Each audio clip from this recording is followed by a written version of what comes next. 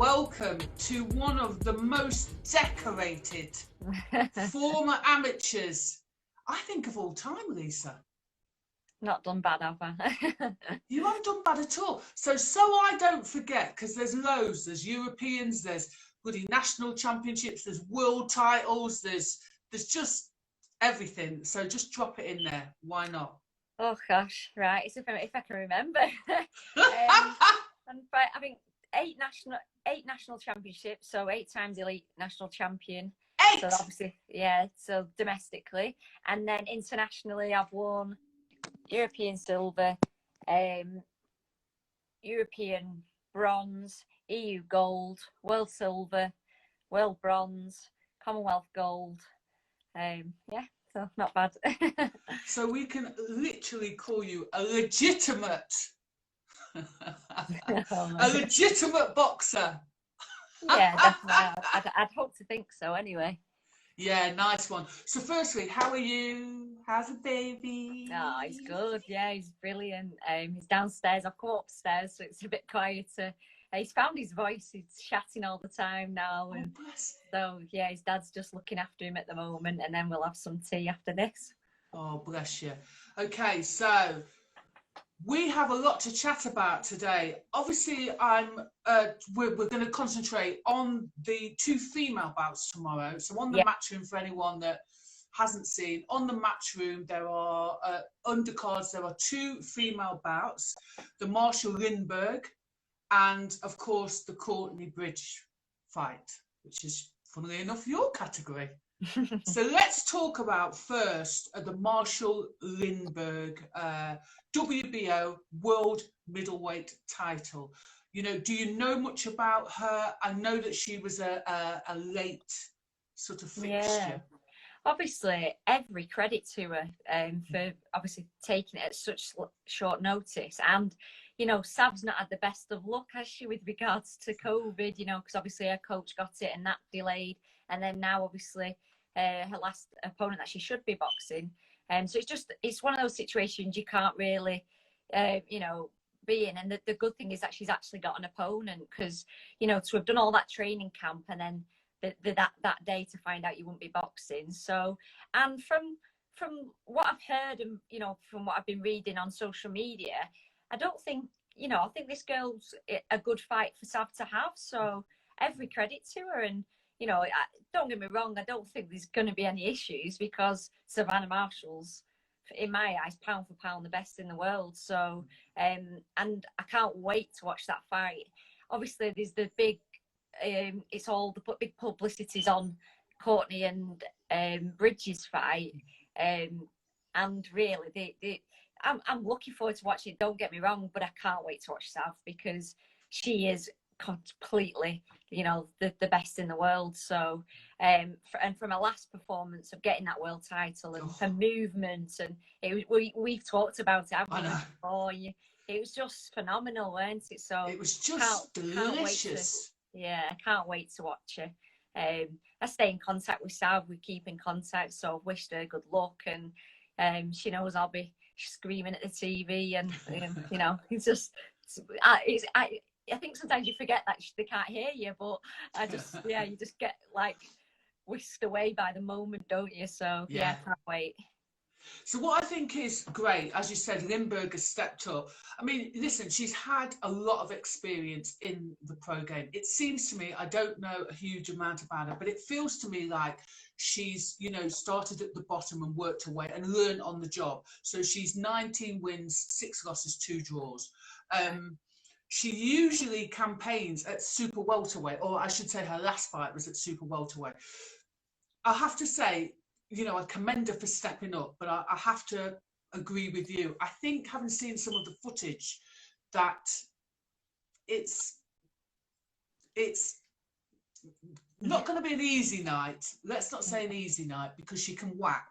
That's one thing she can do. The girl can whack. But what I have noticed is she's a lot slower on her feet. She's actually she doesn't get out of first gear, which is, as you know, is easy to read. Yeah, exactly. And I think that's where Sav will she'll play with her and just enjoy it, won't she? And I think once straight into her rhythm, and she knows where she's at with the tempo and just controls it, she'll just end up eating them shots, won't she? And God forbid, you know, I don't think you can take many of Sav's shots because she's an absolute powerhouse, isn't she? So she is. And I remember, you know, people think that she isn't as strong, you know, she doesn't look very strong or she doesn't hit very strong. Well, I know she hits strong, you know she hits strong, and actually I've had an opponent of hers say to me after, actually she hits really hard. Yeah. Oh yeah. Oh, she punches hard. It's just because she looks so relaxed, which that's the, you know, you're not gonna realize you're gonna make you feel comfortable until you get one of them in the face. I think I remember last fight, and I think Anthony Fowler said, "I've sparred Sav, she can punch," you know. So it just shows, you know, she's been in there with the top lads in the world, and in the world, and also obviously of the Great Britain squad, and it just shows you, doesn't it? Yeah, but Lindbergh can whack as well. I mean, like I said, I've said she's kind of short and stocky, but I think she's quite easy to read. And she's been out of the ring for over a year. But what I will say is, you know what? Fair play to her. She's in shape. She's snatched the opportunity. You know what? Fair play to her. And that's what she said on the interview, on the press conference, wasn't it? You know, she said, I took the opportunity. So, you know, who wouldn't? So fair play to her. I commend her also because there seems to be in boxing, and don't get me wrong, I get it, I understand it from the commercial point of view, but everybody is, and I'm not suggesting that she will definitely take a loss tomorrow, but there seems to be this fear of taking opportunities in case somebody loses. And it's like, well, I guess the other side of that is, you know, eyes are then going to be on you. Look at Beck Connolly. She's been, you know, on quite a few fights now, hasn't she? Yeah. Do you know what? And every credit to Beck as well, because, you know, look at that. The last time, it made the story, didn't it? Oh, I was scaffolding last week and now I'm in the ring. And, you know, she did take that very last minute. And I think you've seen better of her in the past, but you're going to be, because she'll have been prepared for other fights in the past. So, but every credit to her. I know she's always said, oh, I'll share the ring with you, Lisa. You know, I just think fair play. So she's not scared of no one. She'll get in the ring and she'll give it her all, won't she? So she's a mother as well. And so there's a part of me that goes, do you know what? She's just trying to put food on the kids' table. Yeah. She's just excuse me, earning a living. And if, you know, is she going to get a phone call last minute from Media and offer her, you know, some money to jump in last minute? She's going to, isn't she? So fair play to her. Before we move on today, let's talk about Peter Fury. I mean, he has done such an excellent job with Savannah. I mean, she's always been good. She's always been talented. But as we spoke about earlier on, that foot movement, the gliding, it's just poetic, isn't it? Yeah. Like a switching from body to head, and then next minute she's moving off on an angle and putting another shot in. It's just, she looks comfortable and natural at all that movement. So obviously there's been a lot of work going into that. I'm not saying she's never not had that, but she looks even just another level above. It's fantastic, and just a relaxed style, but with that snap and speed, and she's, you know, the sharpness and fitness is everything seems to be all there together. So every credit to Peter. I think they seem to have a really good relationship. You know, he looks after her, and you know, it means as much as it does to her as it does to Peter. So I'm really chuffed for Sav, and I'm glad she's with someone that's, you know, obviously already got her a world title, and, you know, I can see her unifying the division, and obviously the big fight that everyone's talking about with Clarissa Shields, you know, that's got to happen. Let's just hope Clarissa takes it, you know. I hope she does, because it's one that everybody wants Clarissa to see. will, and it's obviously politics again of boxing, isn't it, and things like that. But you know, you can't. They've both got to get paid. Yeah, because, you know, you've got Clarissa there. She's a world champion, double Olympic champion. You know, Sav's a world champion. She's been a world champion amateur as well, and, you know, it's just, there's obviously that one loss for Clarissa in her whole career of boxing, not just amateur. You know, amateur pro. The only loss she's got is Savannah. I was there at the World Championships and watched it, and you know, it was a learning fight for Clarissa, because Sav quite comfortably beat her by just using a jab and using a range. But obviously the pro game's completely different. Sav's a different boxer in the pros now as well. Yeah, I agree. But and I think, yes, I think Sav's even, don't get me wrong, she was strong as an amateur, but she's even stronger now as a pro.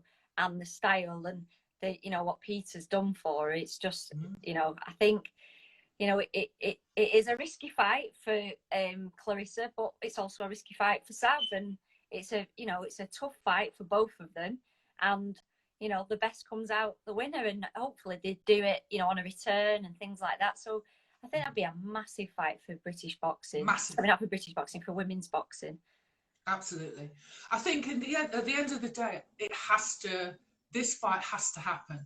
You know, this, and win, lose or draw, it's just an amazing fight. Like you just said, it's an amazing fight. And I'm guessing, excuse me, and I'm guessing it is playing with Carissa's head. No matter what's been said over social media, that loss must be having an effect on her. Do you not think? Yeah, you've got to think Sav's kind of going into that fight already maybe a couple of rounds up mentally, you know, because right, I've got to show that I can, you know, I have got to beat her, and she has got the pressure on her. Sav really hasn't got the pressure on her, because, you know, Sav's already had that win. And you know, it's one of those. And to be fair, Sav's just, you know, back in the day in the amateur game, and Sav will always admit it, she was, you know, she was very, very young when she started boxing, getting on GB, and you know, London 2012, it did get to her, and the pressure was put on her at such a young age. And now, though, I think she takes everything so well and so in a stride. You know, she's an experienced female fighter. She's a woman now, not a young girl like she was back in the day. And you know, she's her head's just switched on. So I just think she's gonna she'll smash it tomorrow. And then I think she was saying, weren't she, a fight in summer, and then possibly Clarissa at Christmas. But then you see that cheeky smile of Sav saying, but I don't think she wants it. You're just like, oh, love it to bits. It would be, you know, such an amazing occasion. The thing that I have noticed about some of Carissa's opponents versus Savannah Marshall, most of Carissa's opponents seem to be intimidated by her, and especially at the weigh-in, whereas Savannah Marshall just lets it go over her head. And I think that's the key. That's the key. Yeah, I don't think she'd upset Sav in that way at all, because again, I think it's because of what she's got as a team with Peter, and they'll be prepared for everything and anything. And so it's like now, you know, to have a last minute change of an opponent when you're supposed to, you know who you're boxing and how they're going to box, to now then get switched. But like Sav said, her and Peter have been ready for whatever. So, you know, you can see, and it's not, God, there's no arrogance in Savannah whatsoever, is there? She's such a humble, polite person, but you can see the confidence in her. She's enjoying it, isn't she? And it's just, it's lovely to watch, really nice. I can't wait to watch her fight tomorrow. It'll be brilliant. Do you know what's lovely to watch? Because she's not always been comfortable, as we know, with the whole limelight thing. And now she's really embracing it. And like you say, sitting in it really comfortably, which, like you say, it is a dream to watch, because unfortunately, that is a massive part of the professional scene, isn't it? Yeah, Sav used to, she used to be so quiet and used to hate the interviews on TV, you know, coming up to the Olympics and things like that, and Commonwealth Games, and she'd hate that side of it, and it'd probably be like one word answers and stuff, because she just didn't really want to be there. But do you know what? She's like you say, she's coming out of a shell now, but she's still quite a quiet person, because I think for me, she talks in the ring, Savannah, doesn't she? Yes. And she shows what she's all about in the ring. So yeah, it's cracking. Yeah. Talking about coverage now, arguably, well, not even arguably, Savannah Marshall is the biggest star. Oh yeah, by far, yeah.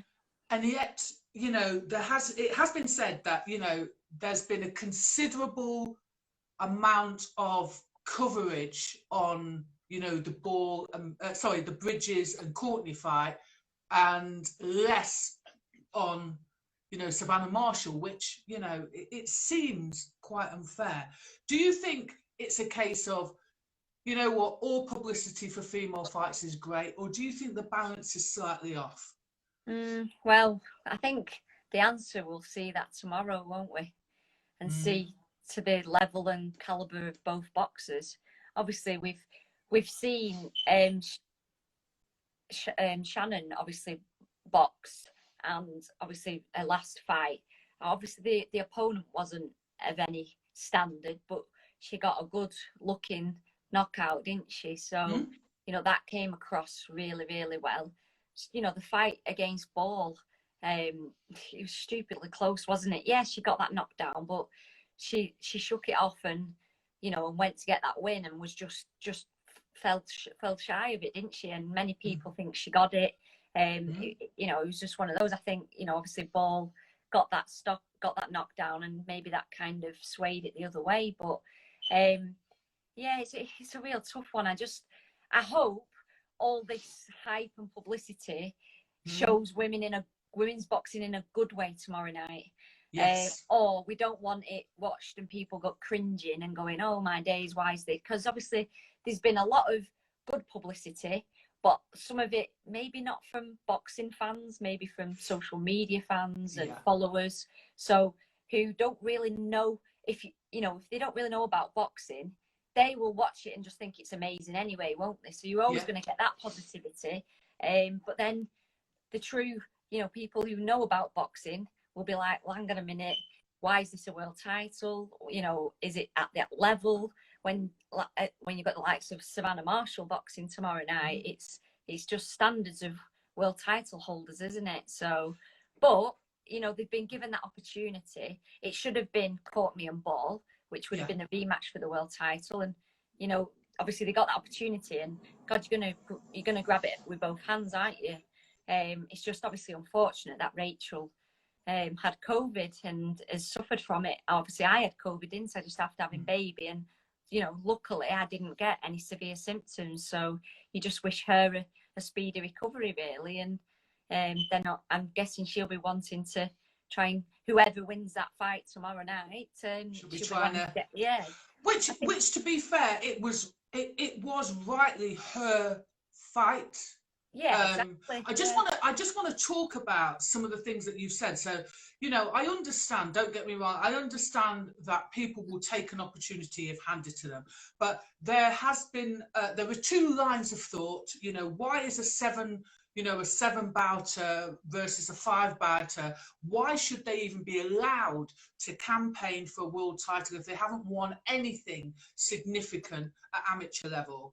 And then there's the other camp, like you say, that might not know as much about boxing, that think, oh, do you know what?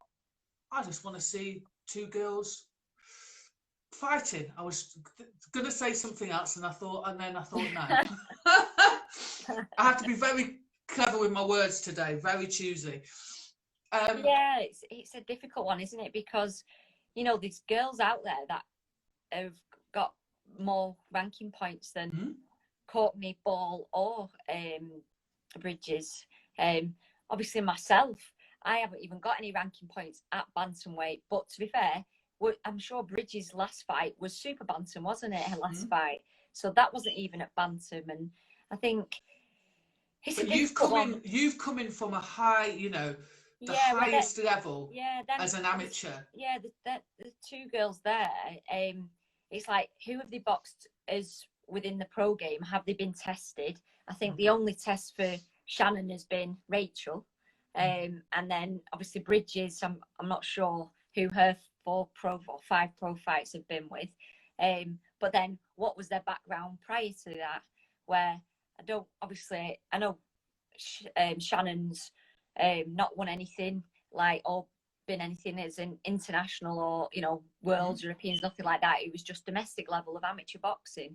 And then obviously I'm not too certain about Ebony Bridges. I believe, because I got told on Twitter when they told me off for saying she's never done anything, I believe she has had amateur fights, but again, to what level? I'm guessing not to a very high level, because she was never at any international tournaments that I was at. I was going to say, you would know if it was amateur boxing, it could have been not white collar, but I Yeah. don't know. Because like you've got girls in Australia now, haven't you, that are of higher level, and Yeah. you know, Taylor Robertson, who I Taylor boxed Robinson, in the Commonwealth, she's now bantam or super bantam, so she's knocking around at that weight, and she's obviously achieved more. And yeah, it's just. I think what I'm understanding you to say is, if she had done a lot on the amateur scene, we would know who she was. Yeah, definitely. Yeah, I think that's probably the best way to describe it. Sonny Edwards was saying he thinks it should be for a Commonwealth title. Talking about some of the publicity, again, I'm going to come with the pros and the cons, because a lot of people are saying quite sexual things. One being, this should have been filmed in a paddling pool with baby oil.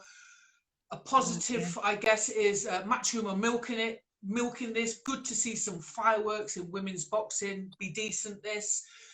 You know, is all publicity good publicity? Yeah, it's a hard one, isn't it? Because if people start sexualizing it, so then the next fight, and then people are going to be like, well, why are they not dressing up and you know, putting comments on and doing this, and you know, it's a hard thing. And I think what we want is we want a level playing field with men and women, don't we? And the respect, and you don't get that sexualization side of it with the men. It's just about their boxing ability.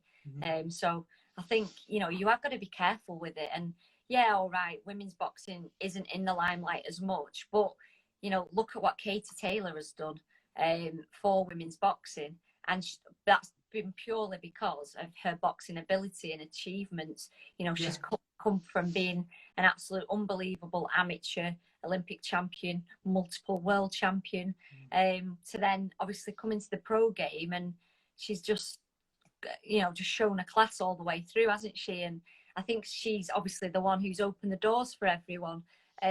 And she did do in the amateur game. You know, she did it for us in the amateurs, and now she's doing it for us in the world. So, well, you know, every credit to her. And obviously, you've got the legend Jane Couch. So, you know, yes, of course. never ever going to not thank Jane for what she did. So, but like you say, they've done it in the way of boxing and wanting that, you know, that respect. And it's hard then, isn't it? Because if it then goes down the sexualization route, it's, I don't know, is it not demeaning to women for women's boxing? Could we argue though? Could we argue equally that it's, you know, each to their own, and there are two types of, you know, I guess there are people that the social media, and they're very hot on the social media, and they are going to take those opportunities whichever way they come. Or, you know, I'm just trying to see possibly a different side of things. Yeah, it's a hard one, isn't it? I get it, and it's not, you know, it has gone massive with the publicity for women's boxing, but I don't know if it's just gone a bit the wrong side, and we're forgetting about the boxing side, about the sports. That's what we're doing it for. And you know, do we get that side from other top level sports and top level athletes, female athletes? You don't, do you? You're not going to go and get that in athletics and things, and them parading themselves. They don't do it. It's all about being focused on that fight and giving a good performance. On that note, there has been some hypocrisy, I think, around the sexualization of women in specifically boxing. So when Ramla Ali fought, I think there was some comments, I usually turn them down, but I think there was some comments I read the next day that, you know, one of the pundits, I don't know who it is, was talking about how she would go far because she's pretty. That was one of the things. And Ramla was upset, and a statement was made the next day that the rhetoric was overly sexual. But then on the flip side of that, we have the same people champion her. I've seen it on social media, particularly female boxers, that were like, yeah, no, that's absolutely, totally. There are the same women that are arguably selling sex in order to get a fight. So it's a, you know, what are your thoughts on that? Yeah, obviously it's everybody's different beliefs and backgrounds, isn't it? And I think it, you know, it's however Ramla's took it personally, you know, and how she feels about it. You know, it's her beliefs and what she feels and what's going to make her upset, and you've got to respect that, haven't you? So, where I don't think it'll have been any hurtful, meaningful way. I think it was just to say she is a beautiful lady, isn't she? And you know, she is on. Is it the hair advert? Is it? She's on a lot of. She's a model. She's on a lot of. Done too many amazing. to count. Yeah, she's done absolutely amazing. I've known Ramla. We've been to the Europeans together and stuff. So, top lady. And after that fight, I did put a tweet out, and I did say, you know, I would get in the ring with Ramla, and I do think she would struggle with me. But that's not being disrespectful. She's a talented boxer. She boxed lovely on that show. Again, it's just levels, isn't it, at times? And I think Ramla has got the opportunity because of she's got really good publicity behind her with everything she does as being a model. So I don't think it's disrespectful to people to say that she's going to get opportunities because she's pretty. It's just, I suppose, I think people need to realise that pro boxing has got two sides to it, hasn't it? There's the sports side and there's the business side. Yeah. And it's hard, and it's like I have to question myself and think, oh, does my face fit? Because why am I not given certain opportunities when I've got all that achievement on top of like every other female out there at the moment? And it's not me being big-headed, you know. I worked my arse off on GB for 7 years to get all them achievements. To then sometimes I think, well, why am I not being given that opportunity? Why am I getting pushed aside? Why don't people want to fight me? And yeah, I understand. It's a legitimate question. It is a legitimate question because, number one, I do think a lot of it will be, no thanks. Nope. Which I kind of do and don't understand. But I mean, the other side of things is, can we honestly say that opportunities aren't given to some people over other people because of, you know, the story or the look, or can we legitimately say that? I don't know. Yeah, I would say so, definitely. Like, and again, I'm not going to get in a spat with Ebony Bridges. It all happened ages ago, didn't it? And it went massive. But look at the opportunity she's got now, and why has she been given that? Is it over boxing ability, or is it over social media followings? So that's the hard. And it's a legitimate, you know, question to ask. I think. I don't think it has anything to do with, because when you start to ask these questions, Lisa, people go, "Oh, you're hating, or you're this, or you're that." We're boxing purists. We have an opinion. It's only our opinion. Do you know what I mean? Everyone's able to have some. What's that? I wouldn't fight you, Lise. That's Robbie 76. That's Robbie's got sense. Rob's done some pads with me in Spain. I went when I was on holiday, and obviously I carried on training because of being on GB. You've got to carry on training. I was like, messaged him. I said, "Am I all right? Can I come down to your gym?" Of course you can. Next minute, he was training me every day. Absolute top man. Nice. Had some good pros in his gym. Nice. Well, he wouldn't fight you, so there you go. So listen, I want to talk about the who gets to fight the winner or the loser of tomorrow, because I understand that obviously Ball is going to get her chance against the winner. Yeah. Is there any news about you know, getting in the mix? Obviously, Sam's on. Come on, Sam. What's going on? Sam's on it every day for me. You know, bless him. Come on, Sam. Just got to push and I know he does, and everybody knows he's like that, isn't he? Sam and Adam are fantastic, so it's just getting the right, you know. And I think, you know, Matchroom hopefully are interested. They want to get me in the mix, and I think obviously with what's gone on with COVID and you restricted so many fighters per show, I think there's going to have been a backlog, and he's just waiting for that opportunity and that date, and just give me a date and give me a focus, and yeah, I can't wait. It'd be fantastic. Well, I spoke to Bridges' team just on your behalf. This afternoon, I spoke to the team and I said, "Listen, hold up. What's going on? Would you take a fight?" And they're like, "To be fair, we would." and they've been looking at you and they think you're really good. So I think, you know, at the end of the day, it would make an amazing matchup if you had a Bridges Whiteside. I'm quite happy to. Do you know what I mean? It's like I'd absolutely love it. I like Sam has said, and everyone is that, you know, give me, obviously, yeah, I say I'll box the winner, but what I'm saying is I'll box anybody. You know, get me in the mix at that top level. So yeah, you know, obviously Rachel, she deserves that fight. That's what, if she was, you know, she was supposed to have that fight under horrible conditions that we're having to go through at this time. She had to pull out. So hopefully speedy recovery for her. Someone did put on Twitter today, like, what if, you know, because obviously if she's got long COVID, what if it takes longer to actually recover, and will she be fit enough to then box the winner? So, you know, could I box the winner and then Rachel boxes the winner of me and whoever I fight? Hey. So just like you say, it's just get me in the mix, and I just want it to be fair. And sorry, I want to say Ebony Bridges is a show pony and Lisa is a thoroughbred.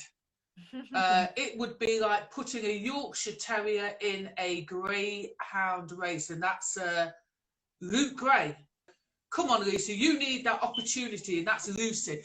It's good that you've got a lot of people behind you, because I know that it could be quite, you know, it's upsetting that you have to go down the pushing for a fight route, because someone of your caliber, I'm going to be honest, Lisa, should be just getting opportunities thrown at. Yeah, you know, it's hard because I'm not that person, and I'm not, you know, I'm not going to put spats on Twitter and things like that, and then obviously I'll have my management on my back saying just keep it lively, keep on social media and keep pushing, and I'm just like, yeah, but it's not me. You know, like Savannah, you know, look at obviously what Savannah's achieved, and I've done it all as well in the amateur game, and unfortunately it's like if you stay quiet you don't get anywhere. And it's, but to be honest, sorry to cut across you, but to be honest, even if we're talking about fighters that aren't, you know, massively vocal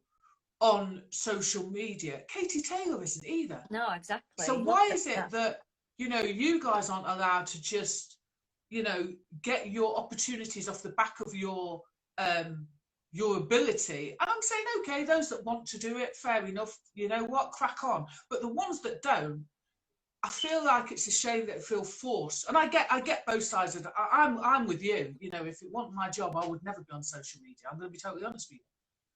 Yeah, it's strange, isn't it? And I don't live on it. And then people are like, oh, you've been quiet. You can't be quiet. I'm like, well, I've got a little boy. I've got a family. I'm looking after a beautiful baby. Yeah, I'm busy. I'm busy training.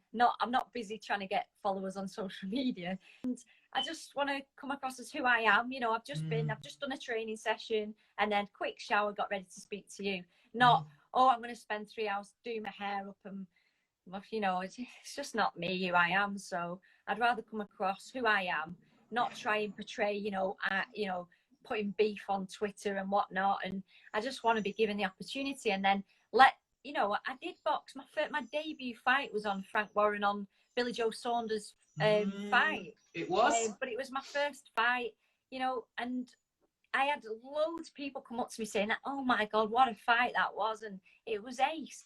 But then it was weird because boxing hadn't really kicked off with Eddie Hearn, and it was just Katie Taylor, and then obviously Frank Warren hasn't particularly liked female boxing, got me on board because of the possibility of the Nicola Adams fight, and then she obviously retired, so he's never really bothered since. But if you'd just, you know, done your debut when around the same time as everybody else. But I guess, listen, you know what, I truly believe you're going to get your opportunity. Just lastly, I want to ask you who you have tomorrow night. I think we've kind of decided on the Savannah Marshall fight, but who do we have, who do you have, should I say, winning between Courtney and Bridges? Because I've heard she's, you know, she is going to shock a few people. But I'd like your opinion on, you know, who wins and how. Yeah, I think, like I say, it's a mixed bag of opinions, isn't it? But from the small clip that I saw that they put on social media of her fight, the last fight, of Bridges, she was so slow, really, really slow. And even if she is a puncher, which it didn't look like she was, them shots they're not going to land. And I would expect Shannon Courtney will have landed 3 or 4 shots. So, you know, Shannon's improved as a pro. And I think a hand speed and obviously, you know, a power, if you just, I think Shannon will win. I personally do. But, you know, Bridges might shock us all. And if she does, every credit. And, you know, I'm sure it'll be massive, won't it, if she won? But I can't see it. I can see points or knockout. I think I'll go points, Shannon. Okay. Yeah. I don't know if you've seen any of the behind the scenes footage, but it does appear that Bridges has got under Shannon Courtney's skin. Yeah, that's my only concern. Yeah, you can see that quite easily, actually. Yeah, and as I explained before, you can go in that ring and you can have lost that fight before you even get in there if you are not mentally in the right place. So I just hope it hasn't got to her, or if it has, that on fight night she refocuses. It's all about the fight. You know, I used to have a certain way I'd go about before my fights. I'd have a set routine of warming up because, you know, I've had 140 fights and I still used to get stupidly nervous. So I had the luxury of having a sports psychologist being on GB. So we took, you know, and I set procedure what I went through, and I'd come out so calm, so collected, but focused and on it. And I just hope Shannon does the same. So yeah, she might have ruffled the feathers now, but there's nothing to say that she can't refocus. And I just hope she doesn't go out there thinking, oh, I've got to give it all and just wing it. And do you know what I mean? And take too much out of the tank straight away. And I don't think she will. I think seems very focused, very you know, she'll be concerned about, you know, she knows that she got caught by Rachel and got that knocked down, didn't she? So you'd think she'll be good with her guard and switched on. And yeah, just obviously I'm rooting for the British girl, rooting for Shannon, and wish you know, I wish her all the best and hope she comes away as a world champion. So with that being said, everybody that's listening in today, if you're not following Lisa Whiteside already, listen, I urge you to follow her. You know, an outstanding, I'm not just saying this, an outstanding amateur career. I mean, if you're really into your boxing, you need to follow her, get behind her journey, and, you know, be vocal on social media and say you want to see Lisa Whiteside in the ring, because I know I do, because I just want to see her tear up. Because you know I like a good scrap. I do. That's all I want to see is a good tear up. So Lisa, bless you, thank you, because I know it's a full day for you with training and little baby Jensen. Yeah, thanks ever so much for giving us your time, and we'll speak soon. Yes, nice to see you. Take care.